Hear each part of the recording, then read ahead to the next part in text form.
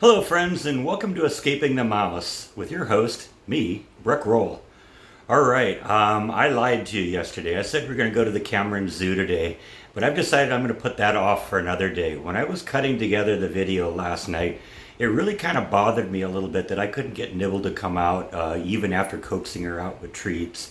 And I started thinking about it, and it dawned on me that, her whole world has really been disrupted in the last 6 months.